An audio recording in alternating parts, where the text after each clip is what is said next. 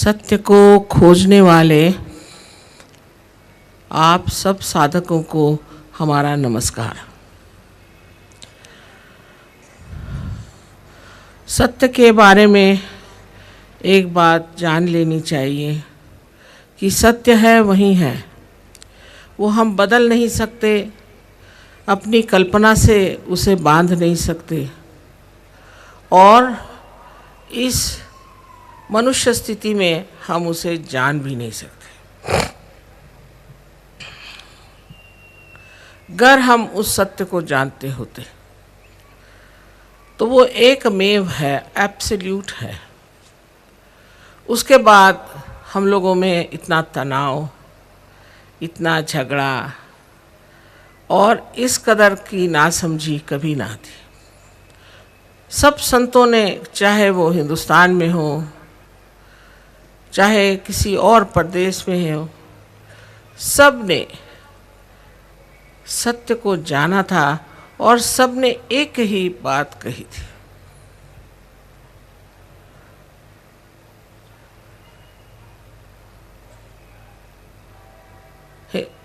हमारे महाराष्ट्र में एक महान अवतरण समझ लिए हुआ ज्ञानेश्वर जी का।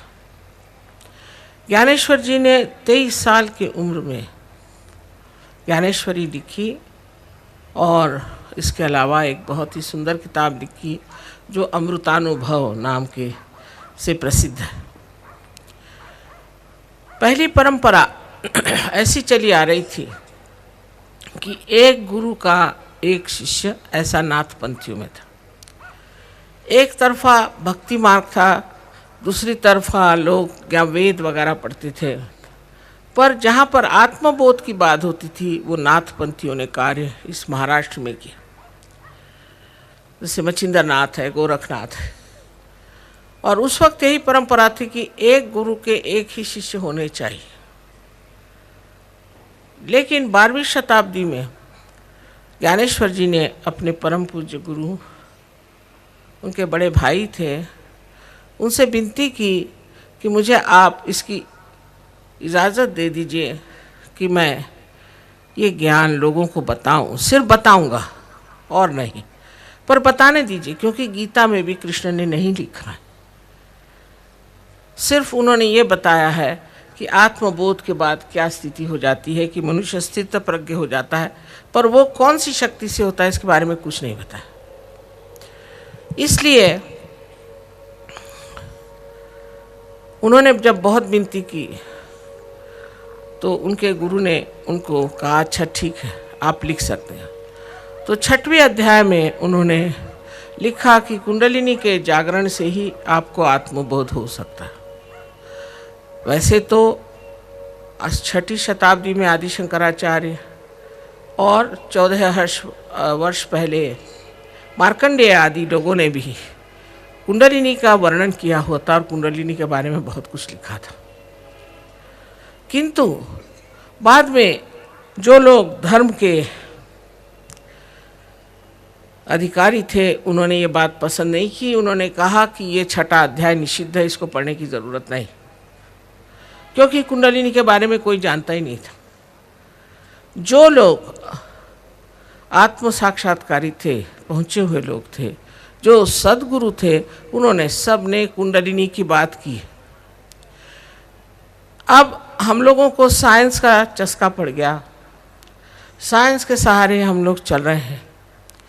साइंस भी अच्छी चीज़ है, कोई बुरी चीज़ नहीं है, पर साइंस के सहारे चलने वाले लोग हमेशा अति पे उतर जाते हैं।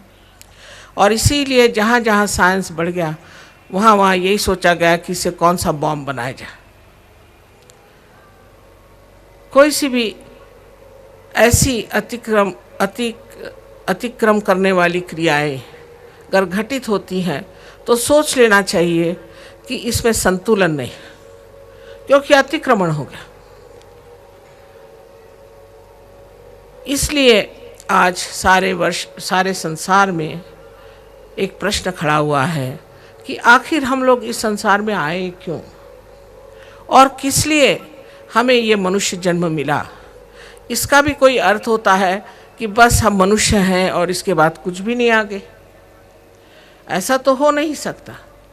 इस मनुष्य मात्र के लिए तो बहुत कुछ लिखा गया है कि बड़ा आपने पुण्य किया जो आप मनुष्य हो गए, बड़ी ये आपकी महत्ता थी जो आप मनुष्य हो गए।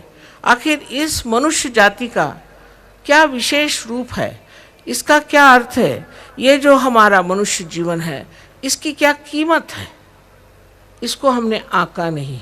हम इसको समझ नहीं पाते हैं कि ये कितनी महत्वपूर्ण चीज़ है जो हमें मनुष्य का जीवन मिला है, और ये मनुष्य का सब देह और मनुष्य की ही बुद्धि जो हमारे अंदर आज है। तब इंसान ज़रूर सोचता है कि अगर ये इतनी महत्वपूर्ण चीज़ है और मनुष्य के अंदर इतनी बड़ी स्थिति है तो फिर वो इस तरह मूर्खता क्यों करता है, ऐसे लड़ता बिगड़ता क्यों है, आपस में काट पीट करके संहार क्यों करता है। ये प्रश्न भी ठीक ही है, क्योंकि हमें स्वतंत्रता दी गई। स्वतंत्रता, परमात्मा ने हमें स्वतंत्रता दी थी कि तुम अब इसे जानो और खोजो। जैसे कि बच्चे जब स्कूल में पढ़ते हैं तो उनसे बताया जाता है कि 2 + 2 = 4, 2 से 2 मिलाए तो 4 हो गए। लेकिन जब वो कॉलेज में जाते हैं तब उनसे कहा जाता है अच्छा अब तुम ही सीखो, तुम ही इसका रिसर्च करो, तुम ही इसका पता लगाओ, जिससे उनमें प्रगल्भता आए। क्योंकि जो स्वतंत्रता हमें मिली है उसे हम किस प्रकार उपयोग में लाते हैं ये बहुत आवश्यक है। हम इस स्वतंत्रता का उपयोग कहाँ करते हैं?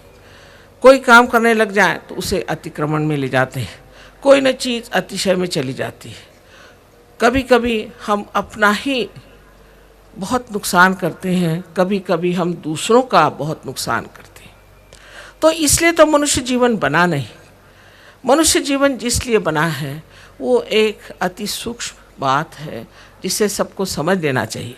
अगर हम बात कह रहे हैं जो भी उस पर शंका आपको हो तो ठीक है, किंतु एक सोच लेना चाहिए कि जैसे साइंस में एक हाइपोथेसिस, एक धारणा दी जाती है, उसको फिर देखा जाता है कि ये ठीक है या नहीं, उस पर प्रयोग करके देखा जाता है कि ये ठीक है कि नहीं। अगर वो देखा गया कि हाँ ये ठीक है तब उसे कायदा कहा जाता है, लॉ कहा जाता है। इसी प्रकार अपने दिमाग को आप लोगों को थोड़ा खुला रखना चाहिए। पर यह अनादिकाल से ही मनुष्य का दिमाग कुछ इस मामले में कुंद है, वो अपने को बहुत ज़रूरत से ज़्यादा समझदार समझता है और इसी कारण उसका बड़ा नाश हुआ है। मैं किताब आजकल पढ़ रही थी जो टॉमस ईसा मसीह का शिष्य था, उसने लिखी,